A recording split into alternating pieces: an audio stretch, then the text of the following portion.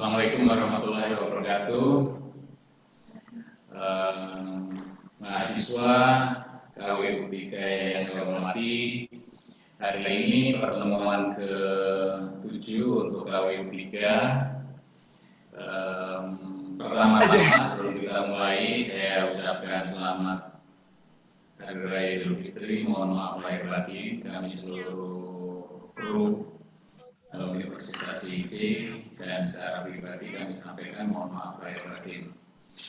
Hari ini kita akan memulai dengan materi baru tentang bisnis startup yang akan dibawakan oleh Ibu Isti. Setelah itu nanti akan dilanjutkan dari Pak Chandra. Saya rasa begitu. Silakan Bu Isti untuk memulai. Ya, baik, terima kasih Pak Sudadi. Saya akan langsung mempresentasikan terkait materi memulai bisnis startup. Sebentar, saya share terlebih dahulu.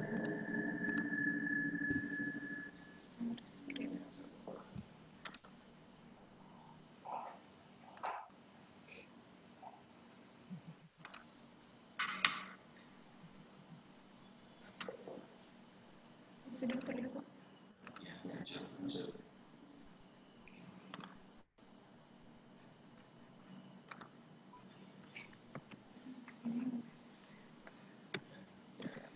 Baik, kita kali ini akan membahas terkait bagaimana cara memulai bisnis startup.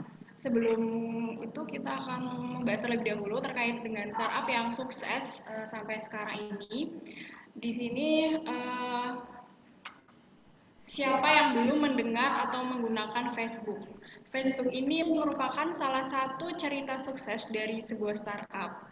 Dimulai dari Mark Zuckerberg dan teman-temannya, Facebook pada awalnya hanya sebuah aplikasi sederhana saja. Ternyata, kemudian aplikasi ini menjadi fondasi dari sebuah perusahaan startup yang berhasil. Jadi Mark Zuckerberg ini menjadi kaya raya karena ini berhasil menemukan Facebook. Kemudian selain itu ada contoh lain seperti sosial media Twitter, YouTube yang sebagai perkumpulan konten-konten kreator. Kemudian ada PayPal. PayPal itu seperti transaksi uang online dan masih banyak lainnya. Nah, kemudian untuk definisi dari startup sendiri itu ada banyak sekali, yaitu ada di sini saya mengambil 3 dari definisi para ahli. Dan sebelum memasuki definisi startup, ada definisi bisnis yang perlu diketahui, yaitu adalah suatu instansi yang dibentuk oleh perorangan atau kelompok yang mendirikan suatu perusahaan yang dibuat guna sebagai penyedia layanan atau suatu produk yang diinginkan oleh pelanggan atau masyarakat pada umumnya. Itu menurut Jeff Madura. Dan untuk pengertian startup sendiri adalah, saya akan baca salah satunya, itu adalah merupakan institusi manusia yang dirancang untuk menciptakan produk atau jasa di tengah ketidakpastian yang ekstrim, menurut Ries 2011. Jadi bisa dikatakan bahwa startup itu adalah sebuah perusahaan rintisan yang dirancang untuk menemukan model bisnis yang tepat untuk perusahaannya agar dapat bertahan di tengah ketidakpastian yang ekstrim.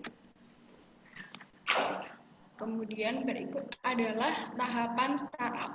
Jadi tahapan startup ini itu ada 6. Yang pertama ideation, kedua product development, yang ketiga ada getting user and marketing, yang keempat ini ada rapid growth, kelima ada maturity, dan keenam ini ada steady growth or decay. Ini hampir sama saja seperti PLC, product life cycle, cuman ini lebih detail, lebih banyak fasenya.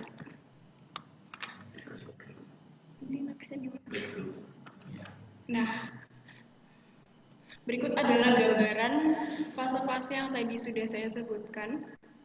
Itu ada fase ide, kemudian masuk ke pengembangan pasar, yang dimana saat startup itu berkembang itu masih negatif keuntungannya, maka dari itu kurvanya itu berada di bawah.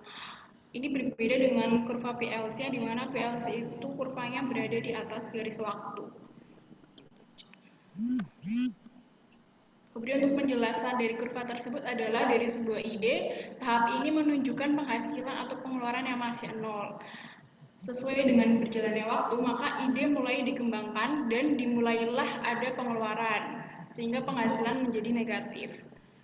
Kemudian, investor bisa masuk di mulai tahap ini. Setelah mendengar ide yang bagus, bisa juga investor masuk setelah produk mulai terlihat bentuknya dan sudah ada tanda-tanda kesuksesan. Kemudian produk atau layanan mulai masuk ke pasar dan mulai mendapat pengguna. Penghasilan boleh jadi menjadi negatif.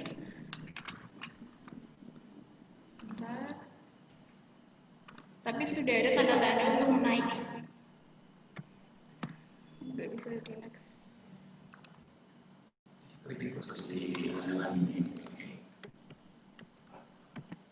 Sehingga bisa jadi positif. Mau balik. Kemudian tahap ini diikuti dengan perkembangan yang sangat pesat, rapid growth. Ini dengan asumsi produk atau layanan kita sangat disukai. Pada akhir tahap ini, biasanya investor ingin keluar dan menukar investasinya dengan uang lagi. Di sini investor untung sangat besar, investasinya berlipat ganda, keuntungannya investasinya ini menutupi kegagalan investasi di suatu tempat. Berikut gambarnya. Biasanya kurva yang tadi saya tampilkan itu disebut dengan hockey stick karena bentuknya seperti stick ice hockey. Jadi startup identik dengan rapid growth. Perusahaan yang tidak memiliki rapid growth tidak bisa disebut startup, tetapi perusahaan biasa.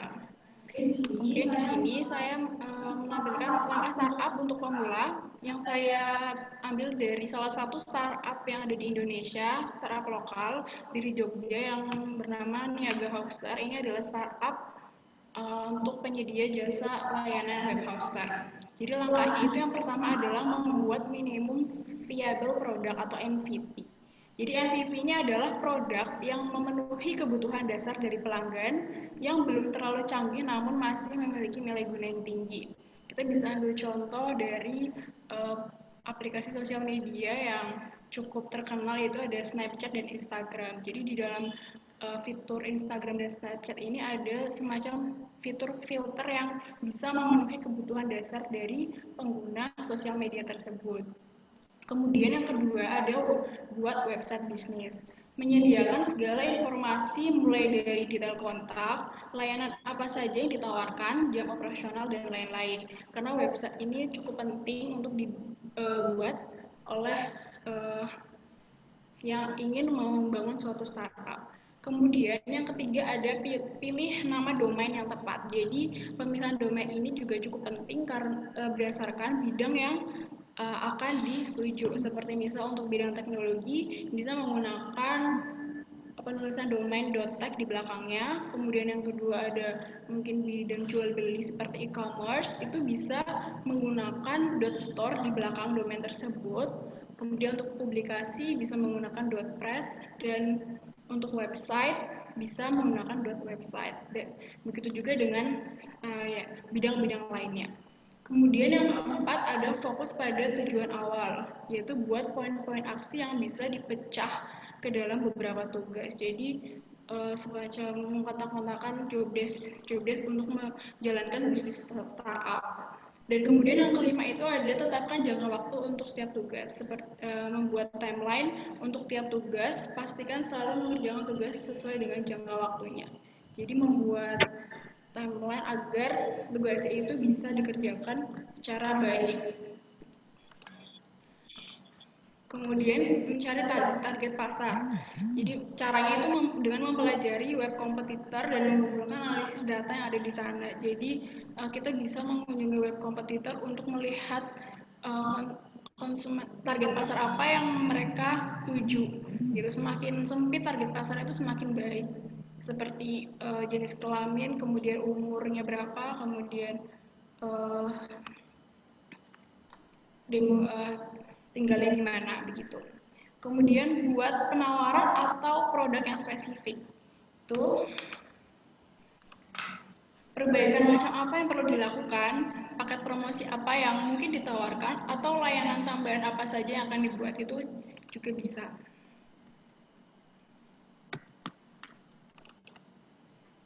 Nah, kemudian di sini ada langkah dalam memilih produk menurut Afrik dan Aflan 2019 itu ada 4. Yang pertama itu adalah membuat list, kedua adalah filtering, ketiga adalah validasi, dan keempat adalah final decision. Jadi untuk setiap langkah ini ada juga beberapa kegiatan yang perlu dijalani berdasarkan saran dari buku tersebut. Untuk membuat list tersebut itu ada sekitar 5 kegiatan yang perlu dilakukan. Jadi nanti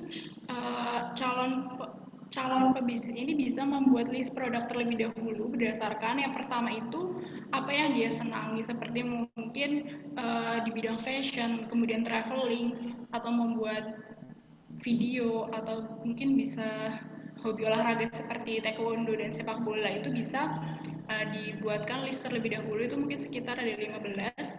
Kemudian yang kedua itu memilih berdasarkan produk yang dipakai. Jadi produk apa saja yang selama ini dipakai, seperti mungkin pakaiannya merek apa, kemudian sepatunya merek apa gitu, itu bisa dibuatkan list terlebih dahulu. Jadi apapun bidangnya bisa dibuatkan listnya, mungkin seperti sepatunya menggunakan Nike, kemudian bajunya menggunakan triset gitu, bisa dijadikan list terlebih dahulu. Kemudian yang ketiga itu membuat list berdasarkan pengetahuan dan pengalaman unik. Jadi ini adalah produk yang mungkin tidak dimiliki namun diketahui karena memiliki pengalaman dan pengetahuan yang unik gitu.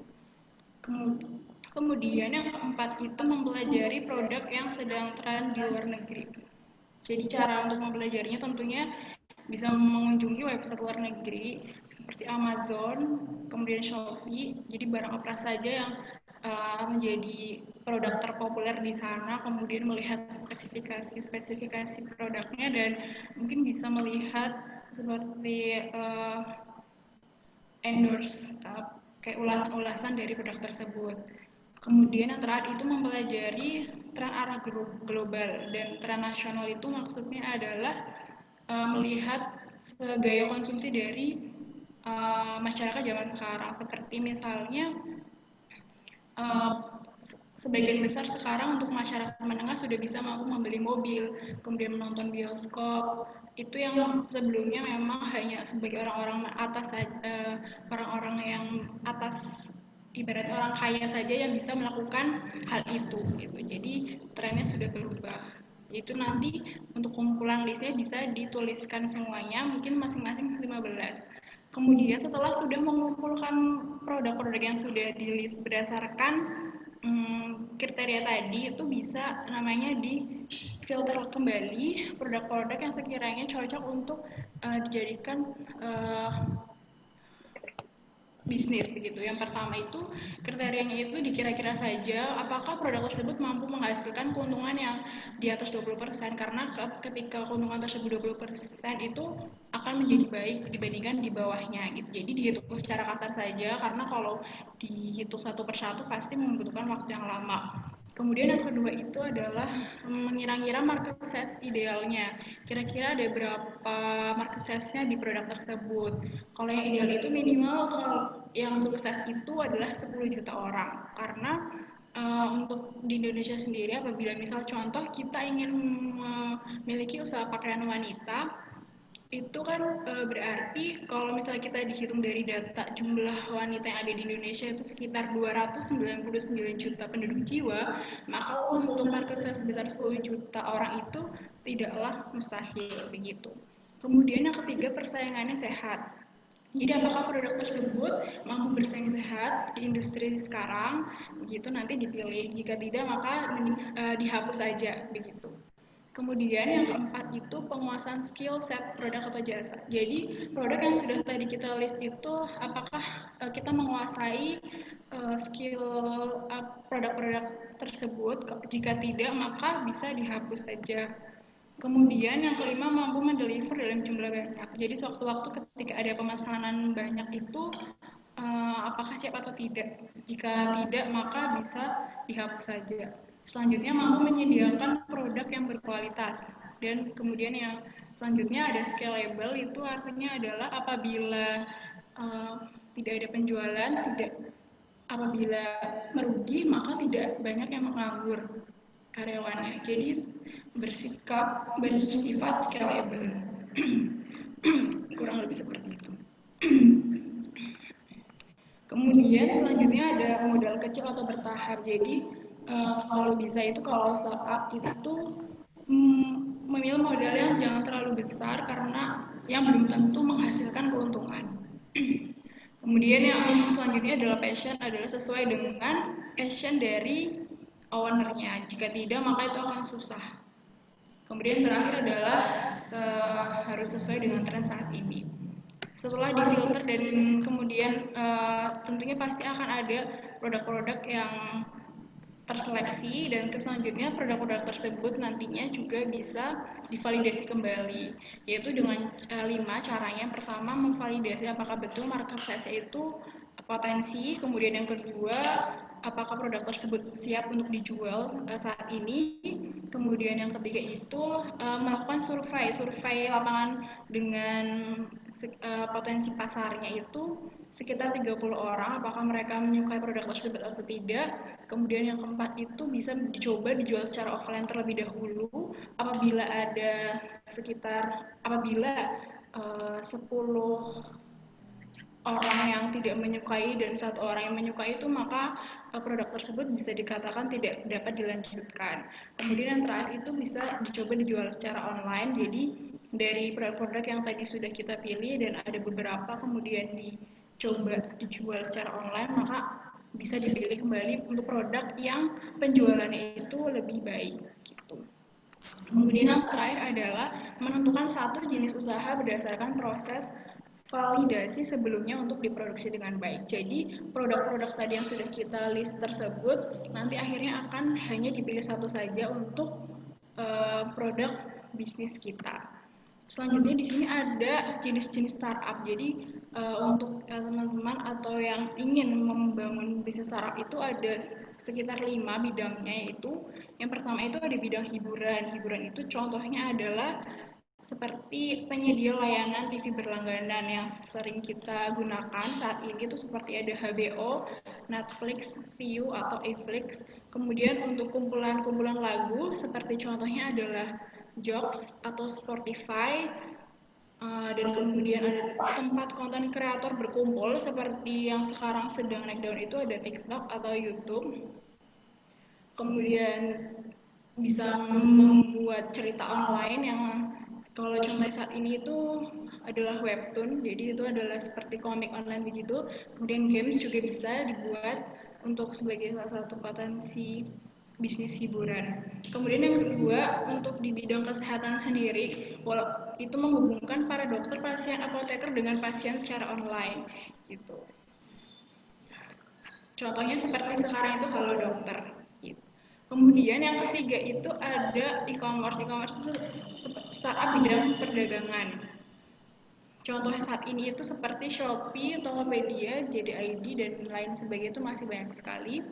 Dan kemudian untuk bidang yang keempat itu ada pendidikan, yaitu aplikasi khusus di mana guru dan murid bisa saling berbicara secara online. Namun tidak hanya pendidikan ilmu konvensional, aplikasi ini juga bisa memberikan ilmu non formal seperti kerajinan menjahit, kemudian otomotif, hingga salon. Gitu, yang tentunya dibutuhkan masyarakat lebih luas lainnya, seperti kalau saat ini itu ada ruang guru. Gitu. Kemudian yang terakhir di sini ada berdasarkan hobi. Jadi yang aplikasi mendukung hobi tertentu, seperti contohnya itu di sini ada Hello Beauty. Hello Beauty itu adalah untuk aplikasi untuk memenuhi kebutuhan tentunya wanita, kecantikan wanita begitu. Kemudian yang kedua ada adopsi.org, itu adalah untuk memenuhi masyarakat yang hobi mengadopsi hewan peliharaan. Kemudian selanjutnya dalam membangun suatu bisnis ya tidak lupa juga untuk selalu memperhatikan analisis SWOT-nya, mungkin secara garis besar saja dari mulai tantangan internal maupun eksternalnya. Untuk yang bagian internal itu kita bisa memperhatikan apa saja kekuatan dan kelemahan yang ada di bisnis kita. Kemudian yang kedua itu ada secara eksternal, apa saja tantangan eksternal, kesempatan dan ancaman yang akan kita dapatkan ketika kita menjalankan bisnis tersebut. Kemudian untuk pemasaran produk, jadi pemasaran produk ini sebenarnya banyak sekali untuk strategi dan cara-caranya, namun saya hanya menampilkan dua. Yang pertama itu ada optimasi SEO. SEO itu adalah Search Engine Optimization, yaitu website bisnis online akan lebih baik jika di halaman pertama hasil pencarian agar mampu bersaing dengan ribuan atau bahkan puluhan ribu website lainnya. Jadi ketika kita mau melakukan search di search engine, maka untuk tampilannya itu bisa yang paling atas. Itu untuk cara optimalisasi SEO sendiri itu ada cara-caranya di berbagai sumber gitu. Kemudian yang kedua, maksimalkan media sosial. Tentunya memanfaatkan media sosial sebagai kanal marketing itu hampir wajib bagi pemilik bisnis online, mengingat masyarakat Indonesia memang merupakan masyarakat yang aktif di jejaring sosial. Gitu. Contohnya bisa memasang iklan yang sering dilihat sekarang itu kayak iklan story Instagram, kemudian ada YouTube, streaming online, dan seterusnya. Selanjutnya melakukan evaluasi bisnis, yang dimana bisa mengidentifikasi target pasarnya bagaimana, kemudian kan mengenali kompetitornya juga, kemudian yang ketiga itu mengetahui keunikan produk, dan yang keempat itu perhatikan kondisi finansialnya apakah baik atau tidak, kemudian mengambil keputusan. Nah, selanjutnya di sini ada contoh startup terbaik di tahun ini. Jadi startup terbaik ini bisa dinilai dari nilai evaluasi dari perusahaan ini.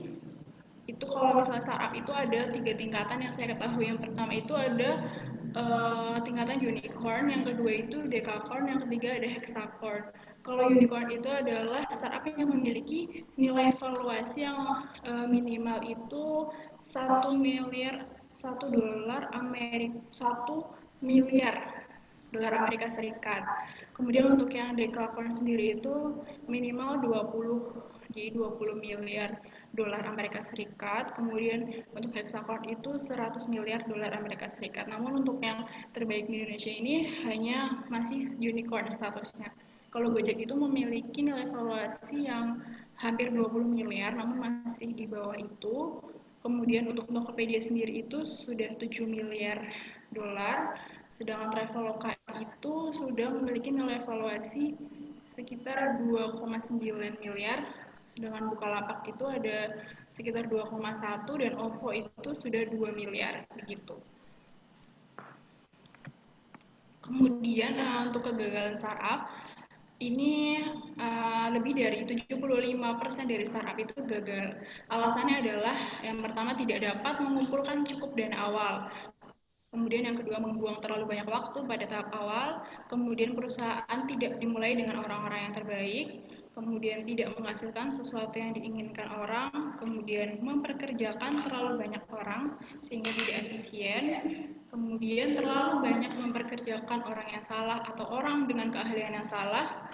Kemudian tidak menghasilkan produk yang berfungsi dengan tepat waktu, kemudian tidak berhasil memonetisasi ide, dan tentunya tidak dapat bersaing begitu. Mungkin cukup sekian pemaparan dari saya terkait dengan bisnis startup ini. Terima kasih Pak atas kesempatannya. Waktu dan tempat saya kembalikan kembali ke Pak Sudedi. Oke, terima kasih Bu Isti. Silakan share screen-nya tutup dulu. Nah, oke ya. Selanjutnya mungkin ada penajaman yang akan dilakukan oleh Pak Chandra. Silakan Bu Pak mengingat waktu. Baik, Assalamualaikum warahmatullahi wabarakatuh. Waalaikumsalam. Pertama dari saya ingin mengucapkan selamat Hari Raya Idul Fitri bagi mahasiswa-mahasiswi UCIC beserta orang tua keluarga. Mohon maaf lahir dan batin. Dan yang kedua, Bu Isti, terima kasih sudah memberikan materi. Jadi Bu Isti ini tergabung dalam dosen di CIC. Bu Isti S2 Manajemen figure out-nya, jadi sudah artinya jadi tim dosen di kewirausahaan karena memang di core-nya bidang manajemen. Jadi saya berharap nanti lebih lagi di dalam keaktifannya, responsif, kolaborasi antara generasi X seperti saya dan Pak Sudadi dan Anda sebagai generasi Z-nya, kan begitu ya. Jadi lebih fresh, itu akan memberikan satu kolaborasi. Saudara sekalian, tadi materi mengenai startup, ya. Startup memang bicaranya modalnya aja besar. Beda seperti waktu mulainya Tokopedia yang tadi diilustrasikan. Kalau GDID dia masuknya sudah sebagai konglomerat, ya, karena bukan perusahaan dari Indonesia, tapi mayoritas sahamnya ya. Tapi kalau Tokopedia dengan Bukalapak mulainya untuk membuat startup bisnisnya benar-benar pada waktu sebagai mahasiswa. Jadi role modelnya meskipun sekarang dua-duanya mayoritas saham menurut yang saya pelajari sudah bukan lagi mayoritas sahamnya milik pendiri. Ya, tetapi pendiri sudah menarik uang yang sekian triliun seperti itu, baik untuk pengembangannya maupun daripada untuk profitnya dia. Jadi saudara, kalau role model Tokopedia dan Bukalapak, jadi jangan melihat sekarang ini besarnya sebagai unicorn. Unicorn itu dari startup itu nilai asetnya berapa? Nilai asetnya dari kecil, nilai aset itu adalah begini. Saya akan ceritakan, sebab kalau enggak nanti kecil hati. Yang penting sekarang teori yang tadi disampaikan itu gimana kita punya keberanian enggak? Ini jadi saya berharap di KWU ini bukan hanya mengejar teori, tetapi adalah mulai mempraktekkan keberanian masuk dalam bisnis. Nah, kalau dari yang tadi disampaikan Bu Isti, yang saya sempat sampaikan adalah keberanian memunculkan ide. Demikian pula pendiri Bukalapak, Ahmad Zaiki, maupun Tokopedia, ya William, itu dari ide.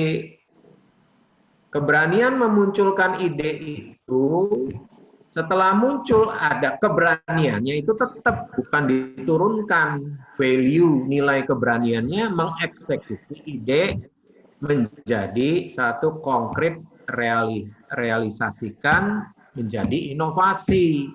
Akhirnya muncullah yang disebut sebenarnya itu bikin software kan. Sebenarnya kalau zaman dulu disebutnya bikin software, sekarang namanya bikin software itu dulu berubah menjadi bikin melalui web. Nah, kemudian berkembang lagi karena teknologi informasi akhirnya disebut aplikasi, app. Gitu kan? Aplikasi-aplikasi dalam dunia bisnis disebut terminologinya startup. Startup kalau dari kata harafiahnya startup itu dia itu sebagai pemula yang masuk dalam bisnis digital. Nah ini. Nah, keberanian ide memunculkan ide saja bukan mengeksekusi ide ini belum nih. Berani nggak memunculkan idenya? Setelah berani memunculkan ide, mengeksekusi ide. Nah, ide ini kan tidak harus bentuk startup murni. Ya. Kalau dari Bukalapak dan Tokopedia sekali lagi, dia mengawali itu hanya bikin tulus. Bikin aplikasinya, katakanlah yang jago di IT, dibikin programming, kalau sekarang coding seperti itu, dia mulai bikin nothing tulus, ya kan? nggak ada ruginya gitu. Apanya yang rugi? Cuma bikin dengan pikiran dan tangan, ya kan? Jari di laptop saudara itu bisa berbuah jadi harimau, tapi bisa juga berbuah manis. Kalau berbuah jadi harimau itu macan disebutnya sering kan gitu. Kalau kita menekan, mengisi typingnya, menghujat orang dan lain sebagainya. Tetapi jari kita juga bisa mendatangkan keuntungan dan masa depan yang cerah pada saat menggunakan dengan baik, membuat apps-nya.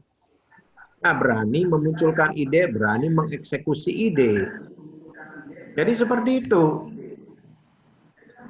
Ya kan? Nah,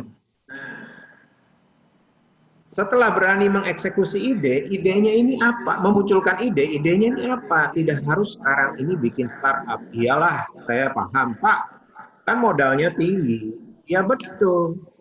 Sekarang betul, sekarang karena beda zamannya. Bukalapak dan khususnya Tokopedia, dia mengawali di rimba bisnis online yang belum pernah ada di Indonesia. Gitu. Kenapa Gojek sukses?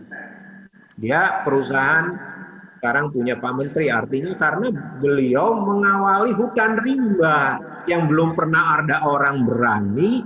Nah, itulah ide itu sebetulnya memunculkan idenya mungkin di seluruh Indonesia yang mikirin kayak Gojek itu banyak. Yang mikirin kayak Tokopedia dan kayak Bukalapak itu banyak. Tapi tahap duanya, yang berani mengeksekusi ide tersebut itu segelintir orang. Bayangin itu yang namanya Gojek contoh, itu adalah apa itu apa istilahnya yang ngetem di stasiun Gambir di mana ojek tukang ojek yang orang nggak pernah berpikir ya nggak bisa mendatangkan uang, motornya motor sendiri, ya kan, nyetirnya nyetir sendiri, nganter sendiri, tanpa aplikasi juga memang sudah jalan kerjaannya, tapi begitu dipoles dengan aplikasi, apa kelebihannya? Kemudahan orang berkoneksi, memesan, memerlukan, mencari ojeknya. Sebab kalau tidak ada aplikasi, nyari ojeknya susah, manggilnya. Cuma manggil nyari ojek yang ada di situ. Nah, setelah bisa bikin aplikasi nyari ojeknya, tukang ojeknya, suruh datang jemput, ya kan, tinggal kasih helm, kasih modalin jaket, motornya motor sendiri, SIM-nya SIM sendiri. Itu luar biasa, dan keberanian itulah yang mengeksekusi. Sama Tokopedia juga. Jadi idenya berani dieksekusi pada saat hutan rimba. Ya Pak, sekarang kan posisinya sudah mereka sudah melesat menjadi unicorn. Betul. Tapi dalam dunia bisnis tidak pernah ada kata terlambat. Ya, contoh yang lain. Ya, dunia saham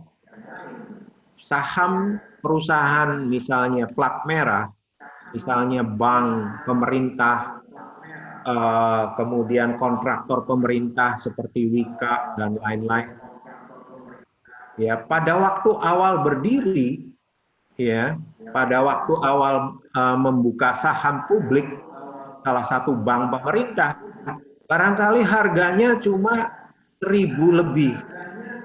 Kemudian sempat melesat sampai 8.000-an. Percuma deh. Sudah 8.000. Tapi bisnis tidak pernah terlambat. Karena ada terjadi up and down. And then turun sampai 1.700 lagi. Itu kesempatan. Nah, sama dengan dunia bisnis itu sama dengan yang lain. Yang namanya startup itu luasnya kayak lautan. Tokopedia, Bukalapak itu kapalnya ada di lautan sudah ada. Tetapi bukannya akhirnya penuh dengan Bukalapak, penuh dengan kapalnya Tokopedia. Tidak. Masih ada space yang lain di lautan itu yang kita bisa naruh kapal kecil dulu. Nah, itu yang harus keberaniannya. Bagaimana? Kolaborasi. Sekarang ini nggak bisa kita itu eksklusif, arogan dengan kesombongan akademis. Nggak bisa. Oh, saya orang engineer. Oh, saya orang teknik informatika. Oh, saya orang DKV. Saya orang akuntansi, sistem informasi, manajemen, whatever. Oh, saya gelarnya sudah bagaimana? Tidak bisa sekarang. Dengan arogansi akademis. Mengedepankan. Saya kan engineer. Saya kan insinyur kalau zaman dulu. Saya kan orang teknik. Enggak gitu. Itu akan terlibat dalam persaingan. Jadi saya pengen menutup bahwa ini jangan dijadikan sebuah pemikiran, wah startup besar. Ya, kolaborasi kalau saudara, saya nggak tahu potensi saudara semua, yang berapa orang di sini yang ikut, 9.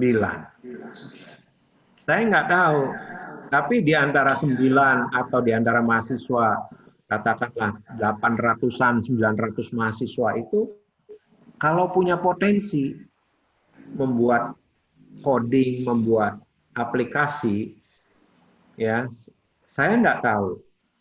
Ibu Isti juga nggak tahu, Pak Dadi juga nggak tahu. Potensi itu ada di mana, betul?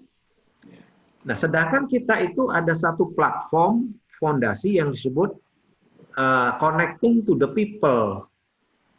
Berkoneksi dengan orang. Nah, potensi itu harus disampaikan. Nah, saudara mesti melihat, oh potensi, Pak Chandra punya potensi apa, Pak Sudadi punya potensi apa. Oh, si A ini punya potensi permodalannya, misalnya. Wah, kalau ini dikemas menjadi satu kolaborasi, oh ini future leaders-nya untuk masa depan kepemimpinannya, wah ini potensinya ada di B. Vision bisnisnya ada di C. Kita kolaborasi deh dengan A, B, C. Saya D sebagai engineer yang jago di codingnya. Seperti itu. Nah, kolaborasi. Yang kedua, tidak harus mulai membuat startup. Saudara bisa. Kalau mau memulai buat startup, kolaborasi yang tadi yang saya bilang. Kalau tidak ingin membuat startup dulu, kemampuan saudara belum, buka aja lapak di online store yang sudah established. Kenapa? Karena itu main data. Mereka lebih unggul datanya. Sudah jutaan data. Ya, The Economist, ada buku majalah ekonomik yang terus-menerus hebat sekarang. Itu mengatakan, ya, the most valuable is not longer oil. Jadi yang bernilai sekarang itu bukan minyak. Harga minyak dunia sekarang itu luar biasa jatuhnya. Saudara, dulu di atas 100 US per barrel. Sekarang itu 25, 26 US, 29 US. Luar biasa jatuhnya. Tetapi data itu adalah misalnya kayak Bukalapak atau Tokopedia yang mempunyai jutaan pelanggan, itu data, itu aset yang dinilai triliunan. Mereka sudah punya data, oke deh kita mulai deh dengan membuka lapak di mereka untuk bisa diterima Bukalapak di Tokopedia maupun di Bukalapak itu sendiri sebagai brand merupakan sebuah usaha, jalanin saja. Kemudian juga yang ketiga, tadi yang tadi Bu Isti ngomong, bisa juga dengan sosmed, IG dan lain-lain, mulai pasarkan produknya. Saudara punya potensi bikin kue, bikin cake, bikin apa, atau vision, atau apapun, tetap itu secara manual dibikinnya, tetapi dipasarkan harus melalui IT. Itu, ya. Jadi saya rasa itu dari ini saya simpulkan 3, kalau ingin berani dengan startup harus kolaborasi.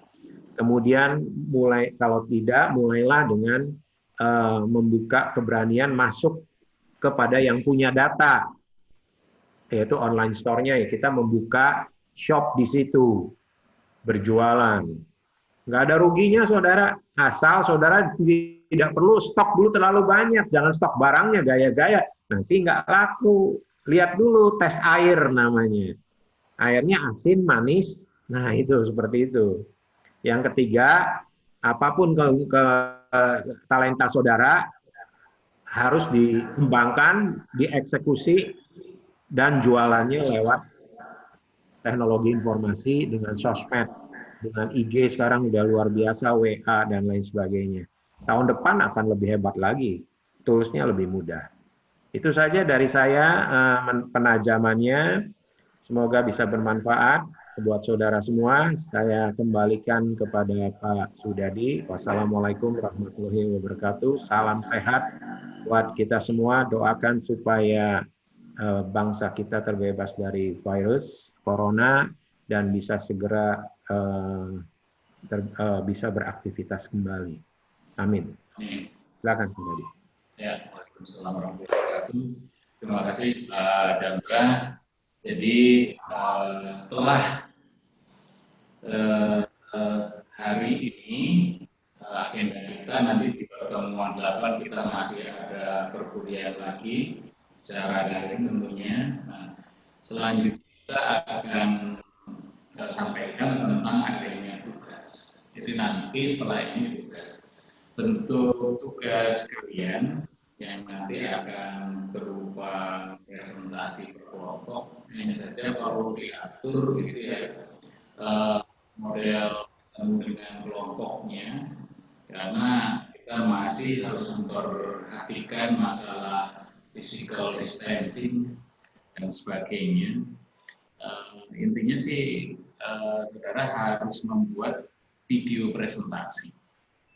Jadi video presentasi itu ada ketentuan dalam penilaiannya. Nanti juga akan saya tuliskan di Edmodo. Yang pertama metode presentasinya. Karena ini dibuat secara video, tentu saja Anda bisa atur sebaik mungkin gitu ya.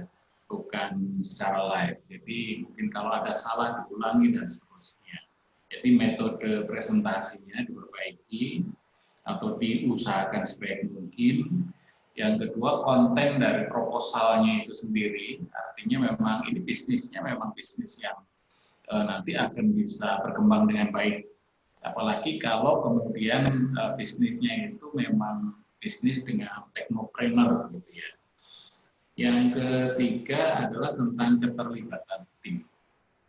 Artinya karena